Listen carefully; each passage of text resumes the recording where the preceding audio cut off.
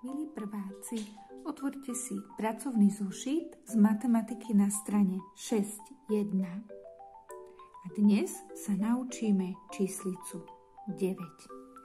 Pozrieme sa na obrázok v cvičení 1, kde máme vodníkov. Prečítam vám básničku, ktorá je tu napísaná. Z rôznych krajov prichádzajú, spoločné však jedno majú. Je im blízky vodný svet, idú spolu na výlet. Spočítaj a nájdi všetkých 9 vodníkov. Všetkých aj vyfarbi a vymysli im mená. V cvičení 2 zisti počet 9 prirať k číslu 9. Čiže čoho je 9, dáme do rámčeka a pripojíme k číslici 9. Teraz sa dobre pozri, ako vyzerá písaná číslica 9. Tu máme tlačenú devinu a písanú devinu. Všimni si, že vyzerajú trochu rozdielne, ale veľmi podobne. Číslica 9 je písaná, ale rovno tlačená a písaná je trošku naklonená doprava, rovnako ako písané písmenka.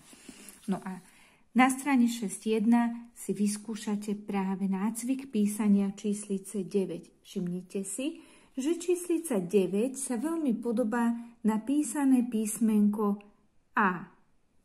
Má brúško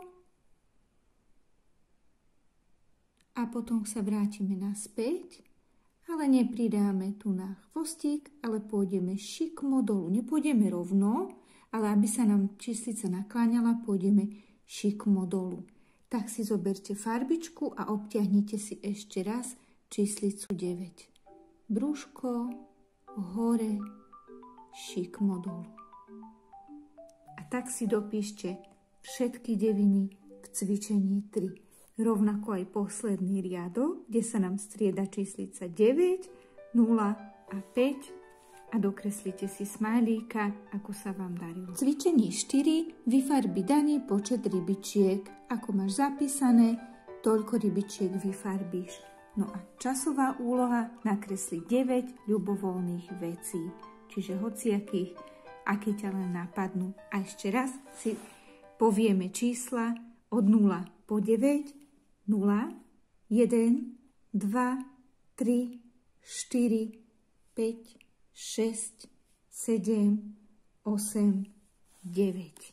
A teraz mi skús odpovedať na otázky.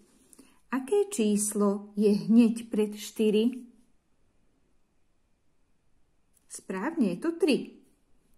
Aké číslo je hneď za 5? Je to číslo 6. Aké číslo je hneď za 8?